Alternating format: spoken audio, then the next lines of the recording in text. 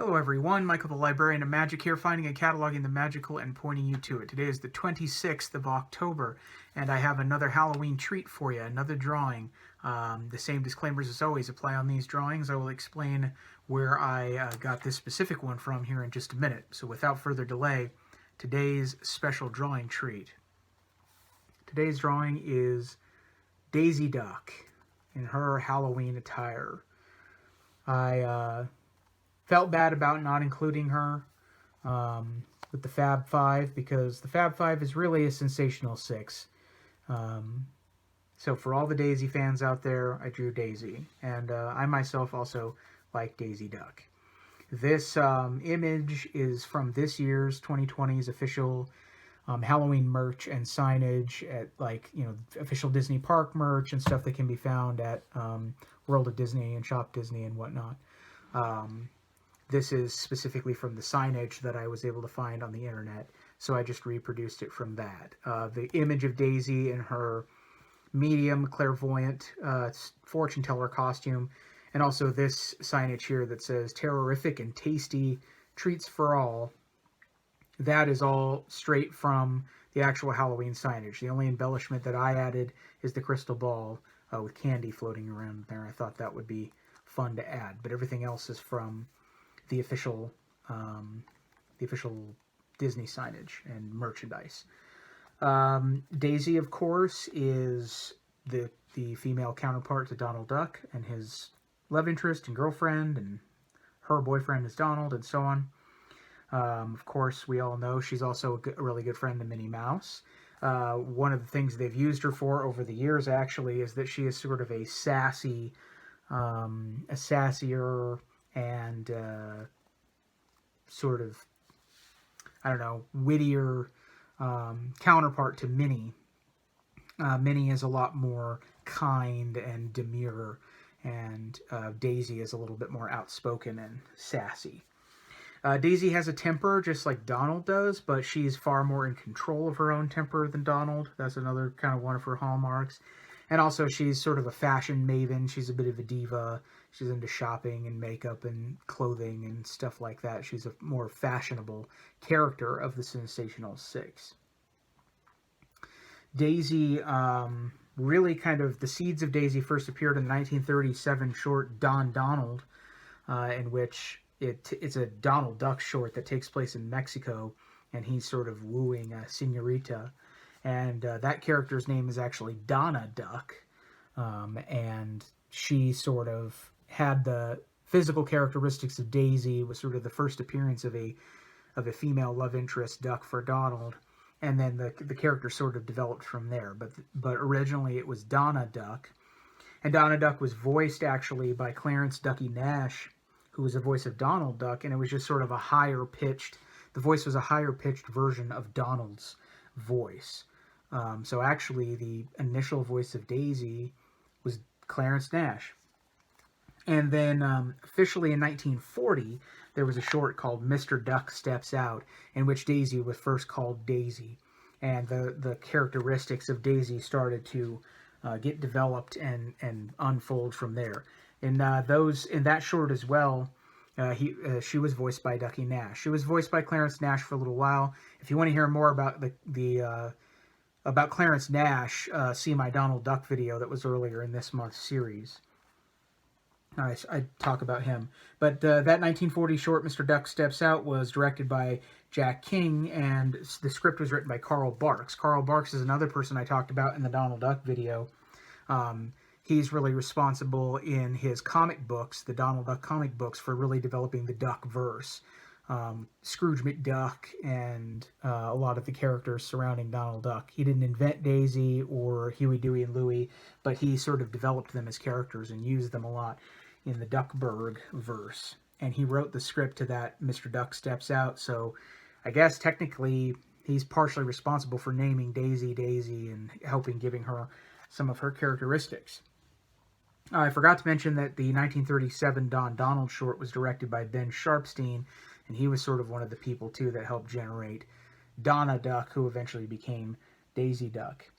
Later on in the later 40s, Daisy was kind of used sparingly in those early years, just sort of whenever they needed a female foil in some of those earlier Donald Duck shorts. And eventually she got a couple of leading roles in 1947, a short called Sleepy Time Donald and another one called Donald's Dilemma. She's really the focal point of those shorts. But like I said, she was sort of used sparingly in those early years. In a short called Donald's Crime in 1945, that was the first time that Clarence Nash did not voice Daisy since 1937. She was voiced by an actress named Gloria Blondell, and that was the first time that Daisy was actually given more of a human voice instead of a duck voice, and that sort of stuck ever since. You may notice that when you hear Daisy, she speaks just sort of like a regular human voice and not a duck voice. And that change occurred in 1945 in the short Donald's Crime, when she was voiced by Gloria Blondell. Gloria Blondell didn't really have a huge, lengthy career or anything like that. She was in several films and a couple of TV roles and the radio and things like that, but one of her big primary things was voicing Daisy in a lot of those early shorts in the late 40s and early 50s. After that, a lot of people ended up voicing Daisy Duck over the years. She's one of those characters that has a long history and a lot of voice actors. Unlike Donald Duck, who's only got a couple, or Goofy, where there's this sort of lineage that's only traced between one or two people, Daisy here actually has quite a few, sort of a lot more like Minnie Mouse and some of those characters.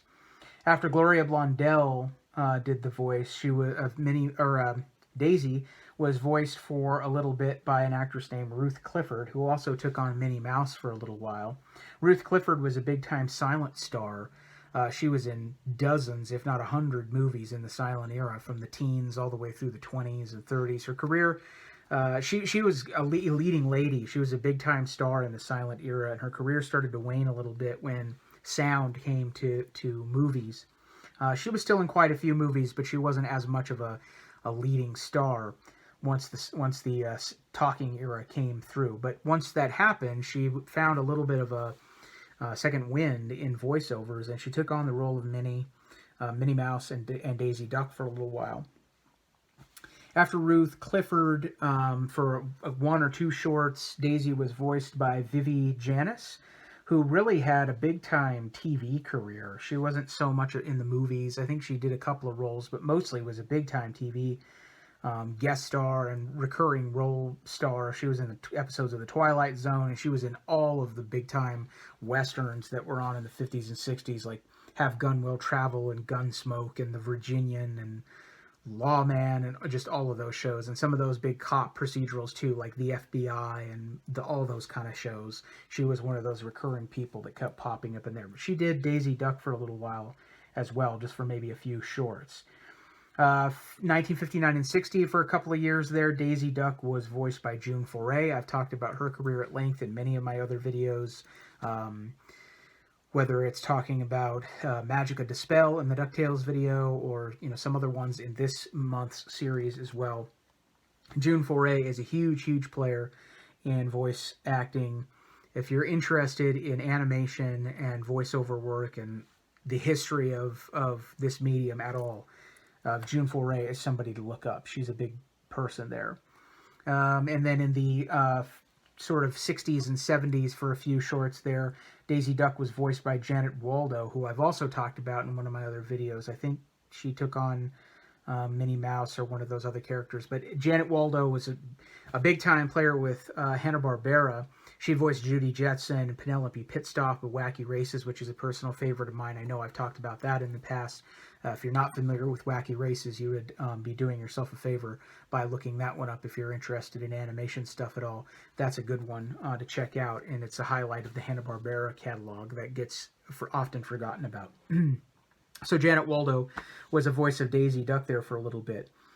For Mickey's Christmas Carol, they sort of recast all the roles for that one-time theatrical thing. Patricia Paris was the voice of Daisy Duck in Mickey's Christmas Carol. She was also somebody who worked quite a bit with Hanna-Barbera and the Disney Afternoon stuff. She did some voices in the Gummy Bears and Tailspin and DuckTales and all of that stuff. And back before Mickey's Christmas Carol in 1983, back in the 70s and 60s and stuff, she did some voices for Hanna-Barbera.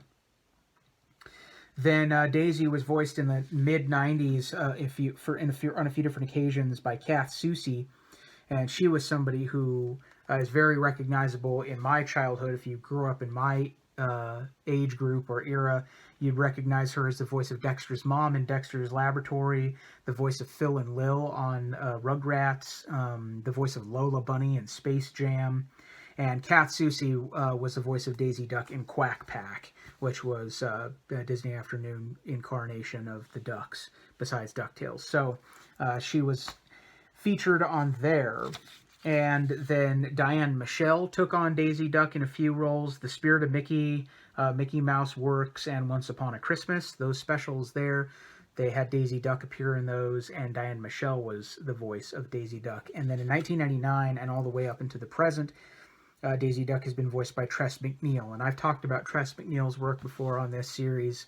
And she's another one of those people that if you're a fan of animation, if you're a fan of things like The Simpsons, you should look up Tress MacNeille. She's been involved in, if you're my age, she's been involved in a lot of stuff that you've seen or love if you're interested in this stuff at all. So she's had a lot of people tackle her over the years, Daisy Duck, but those are pretty much all the people that brought her to life, more or less, as well as the animators that worked on her, people like Carl Barks and Ducky Nash and other voice artists and directors and animators and stuff like that back in Walt's day. So that's sort of a short, truncated version of Daisy Duck's career. It's a really long history.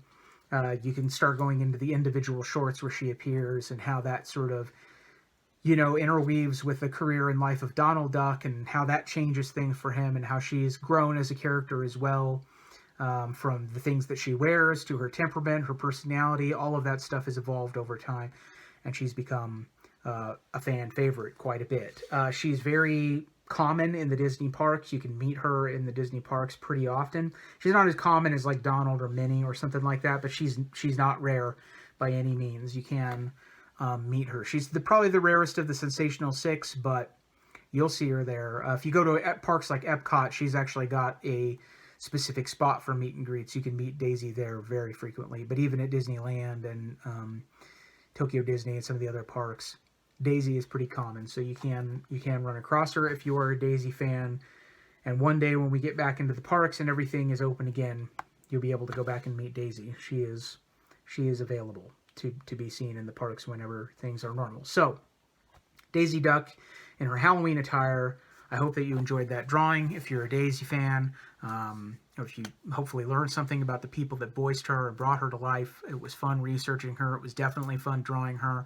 I felt bad about forgetting her before I realized that I shouldn't have, and I wanted to make my Fab Five a Sensational Six the way it should be, and include Daisy Duck in that. So I'm really happy to do that. And I had a fun time drawing it and finding the reference for it on some of the 2020 merch that they brought out this year for Halloween. So thanks as always for watching these, for liking, commenting, and subscribing. If you enjoyed this drawing, these characters, or anything you want to comment about it, please let me know down below. I'll be back again tomorrow with another one of these. We're getting close to the end of the month, but I've got a few more treats all the way up until the end on the 31st. Thanks for joining me. I'll see you tomorrow when I've got another one. Until then, have a great day. Bye-bye.